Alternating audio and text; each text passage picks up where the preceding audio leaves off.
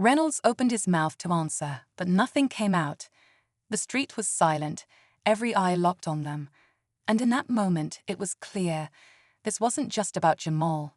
This was about something much bigger. Reynolds swallowed hard, his jaw tightening as he tried to find a way out of the mess he had just stepped into. The once confident officer, who had no problem intimidating a child, now stood frozen under Captain Harris' unwavering stare. The air between them was thick with unspoken words, and the entire neighborhood seemed to be holding its breath. Jamal, still gripping his sore wrist, glanced up at his father. He had seen this look before, the one that meant his dad wasn't just angry, but calculating. Harris wasn't the kind of man to explode in rage. His strength was in his silence, in the way he made people feel the weight of their own actions before he even said a word. "I asked you a question," Harris finally said, his tone even but heavy. "Are you sure this was a misunderstanding?" Reynolds cleared his throat. He hesitated, his eyes darting around as if hoping someone would step in and save him. But the street remained silent, the onlookers unwilling to look away yet too afraid to get involved. "I didn't realize who he was. I thought he was." "Thought he was what?" Harris interrupted, his voice cutting through the officer's excuse like a knife. Reynolds exhaled sharply, realizing there was no right answer to give. "I was just trying to do my job," he finally muttered, but the words felt weak even as he said them. "Your job," Harris repeated, nodding slowly. "And what part of your job requires you to grab a child playing in his own neighborhood?" Jamal watched as Reynolds shifted again, his discomfort growing with every second that passed. He could feel the way his father's words carried weight, the way they demanded accountability without needing to raise his voice. Before Reynolds could answer, another voice cut through the air. "Captain Harris." Everyone turned to see another officer approaching, Sergeant Lopez. He had been Harris' colleague for years, and unlike Reynolds, he carried himself with a quiet confidence that came from experience, not intimidation. He had likely just arrived, judging by the way his eyes flickered between Reynolds and Jamal, quickly piecing together the situation. "Everything all right here?" Lopez asked, though the way he was looking at Harris suggested he already knew the answer. Harris exhaled through his nose, his gaze lingering on Reynolds for a beat longer before finally turning to Lopez. "Depends," he said simply. "What do you do when you find out one of your officers is abusing their badge?" Lopez's expression tightened slightly, but he didn't look surprised. "We handle it," he said, his voice firm. Reynolds' head snapped toward Lopez. "Come on, Sarge." Lopez held up a hand, silencing him. "Not here," he said. "Not like this." For the first time, Jamal saw real fear in Reynolds' eyes. This wasn't just about what he had done to him, it was about everything else. How many times had Reynolds done something like this before, but no one had been there to stop him? How many kids had walked away without someone to stand up for them?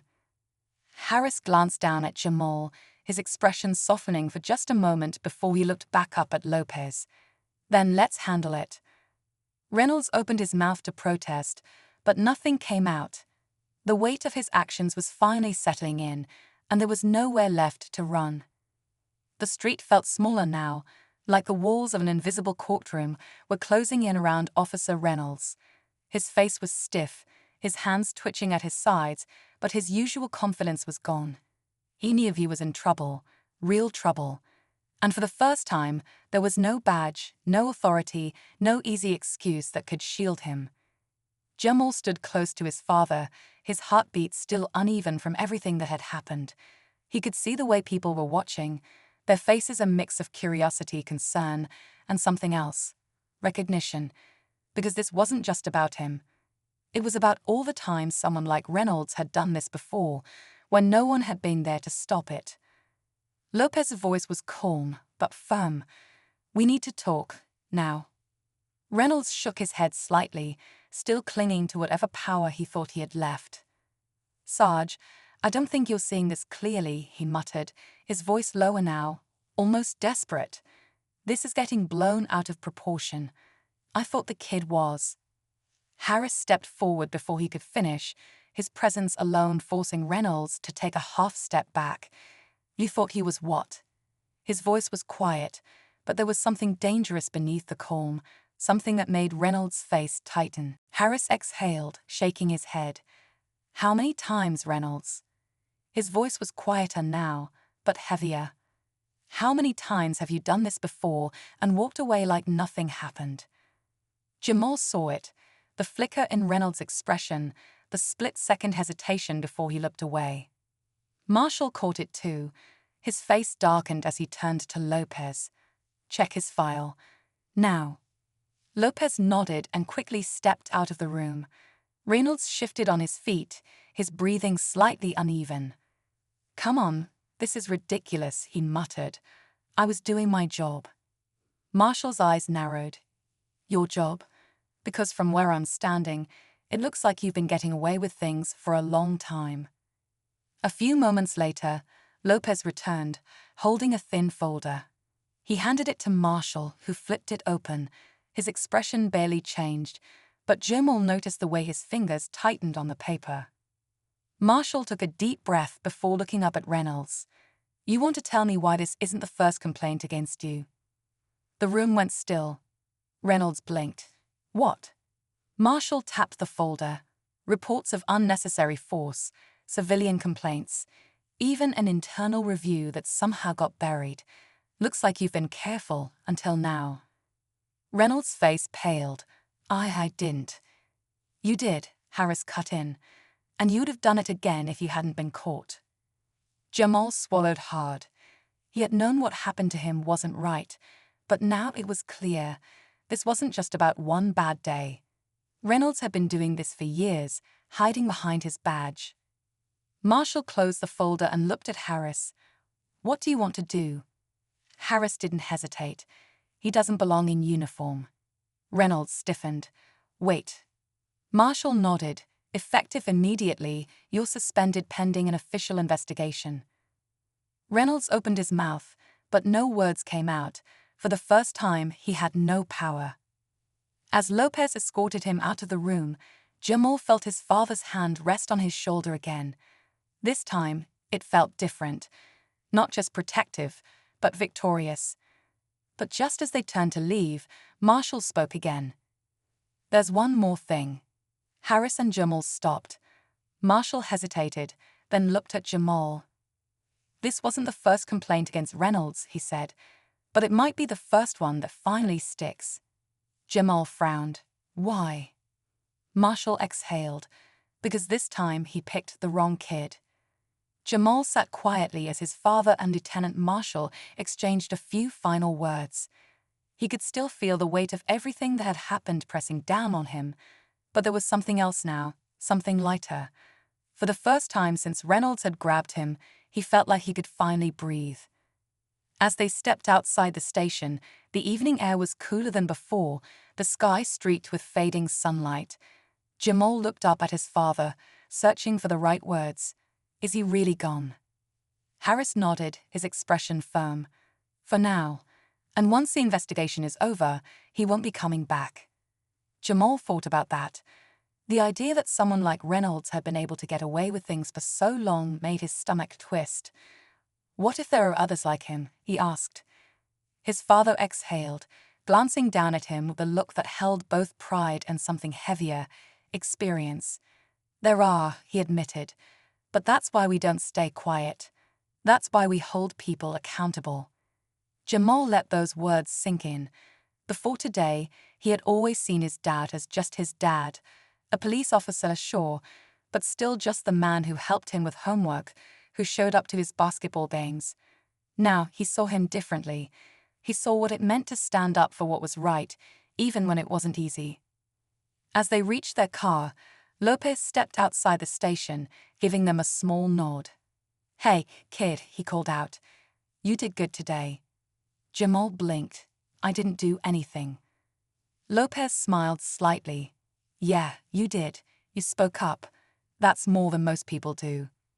Jamal wasn't sure how to respond to that, so he just nodded. His father opened the car door for him, and as Jamal climbed in, he realized something. This day, this moment, it would stay with him. Not because of what happened to him, but because of what it meant. It wasn't just about one cop abusing his power. It was about making sure it didn't happen again. As they pulled away from the station, Jamal glanced out the window, watching the city blur past. He wasn't sure what would happen next, but he knew one thing for certain. This time, someone had been there to stop it, and maybe next time someone else would find the courage to do the same. Reynolds' mouth opened, then closed. He had no good answer. The silence stretched, thick and suffocating. The other kids who had been playing earlier were still there, standing just at the edge of the street, their basketball forgotten. A few of the neighbors had moved closer, not saying anything but not leaving either. Jamal felt his father's hand rest lightly on his shoulder, a silent reassurance that he was safe now. But safe wasn't the same as okay. He didn't feel okay. His wrist still stung where Reynolds had grabbed him, and his stomach twisted with the memory of how quickly everything had happened, how fast his entire world had flipped upside down. Lopez exhaled sharply, his patience thinning. "Reynolds," he said, his tone more direct now, "you need to step away. We'll deal with this properly." Reynolds' jaw tightened. He looked at Harris, then at Lopez, then at the growing number of eyes on him. The tension in his shoulders made it clear he was still trying to figure a way out, still trying to hold onto whatever authority he thought he had. "I was just doing my job," he muttered, but even he didn't sound convinced anymore. Harris shook his head. "No," he said, his voice steady. "You were abusing it." The weight of those words settled over Reynolds like the final verdict, and for the first time, his expression cracked. His eyes darted between Harris and Lopez, and something shifted in his stance, something restless, something unstable. He wasn't ready to go down quietly. Jamal saw it before anyone else, the way Reynolds' hand twitched toward his belt, the way his body tensed like he was about to make a move. And in that split second, everything seemed to slow down. Jamal's breath caught in his throat. He saw it, the quick, almost instinctive motion of Reynolds' hand twitching toward his belt. His father saw it too. In a flash, Captain Harris stepped forward, his voice sharp and commanding. "Don't." The single word cut through the air like a warning siren. Reynolds froze mid-motion, his fingers hovering just inches from his utility belt. His face was tight with frustration, his body tense, as if every instinct was telling him to fight back.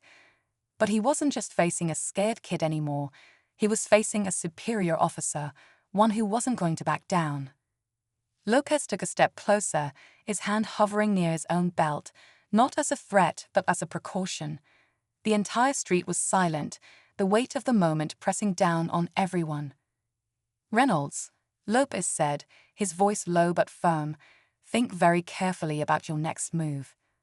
Jamal felt his father's hand tighten slightly on his shoulder, steady but protective. He wasn't sure what was going to happen next, but he knew one thing: this wasn't over.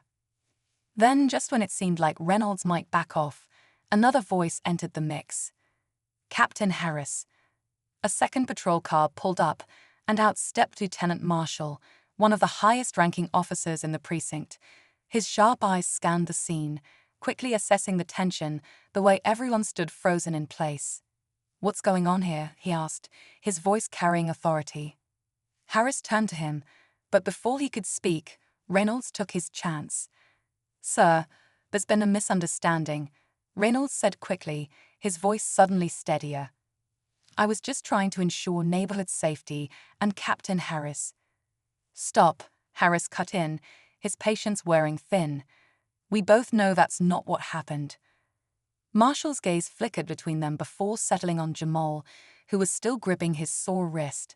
Something changed in his expression. "Inside," Marshall ordered. "All of you, now." Jamal's stomach tightened. This wasn't just going to end on the street. Whatever came next was going to happen behind closed doors, where words carried consequences. Inside the station, the air was thick with unspoken tension. The fluorescent lights buzzed softly, casting a cold glow over the room where Captain Harris, Reynolds, Lopez, and Lieutenant Marshall now stood. Jamal sat in a chair against the wall, his legs swinging slightly, trying to act like he wasn't nervous. He knew his father had things under control, but this felt different. This wasn't just about him anymore. Marshall crossed his arms and turned to Reynolds. "Let's get this straight. You put your hands on a child. You escalated a situation that didn't need escalating. And now you expect me to believe this was all a misunderstanding." Reynolds clenched his jaw, but the confidence he had earlier was gone. "Sir, You what?" Marshall pressed, his voice razor-sharp. "Thought no one would notice. Thought you could handle it your way." Reynolds didn't answer. He didn't need to. The silence said it all. It was supposed to be an ordinary afternoon. The sun hung low in the sky, casting golden streaks across the quiet neighborhood as kids laughed and played on the sidewalk. Among them was a little boy, no older than 10, dribbling a basketball with a wide grin on his face. His name was Jamal, and like most kids his age, he was just enjoying the freedom of the weekend, bouncing the ball against the pavement, lost in his own world. But what should have been a carefree moment was about to take a turn no one saw coming. A police car rolled up slowly, its tires crunching against the asphalt. Officer Reynolds, a man with a hardened face and a reputation for throwing his weight around, stepped out. His eyes immediately locked onto Jamal. Something about the boy, his presence, his confidence, seemed to irritate him.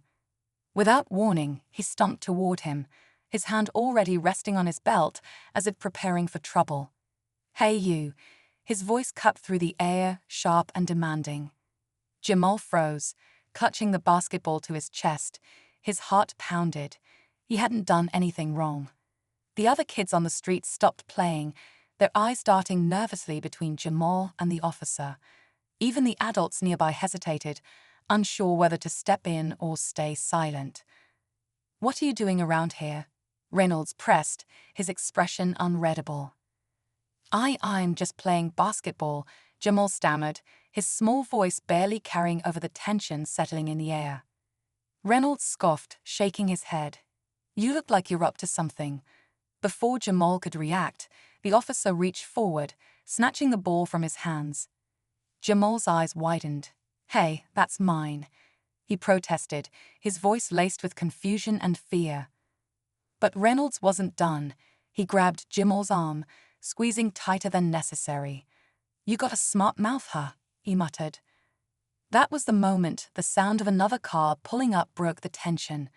A sleek, unmarked vehicle came to a stop just a few feet away. The door swung open, and out stepped a man in uniform, tall, authoritative, and with a presence that demanded respect. Captain Harris, Jamal's father.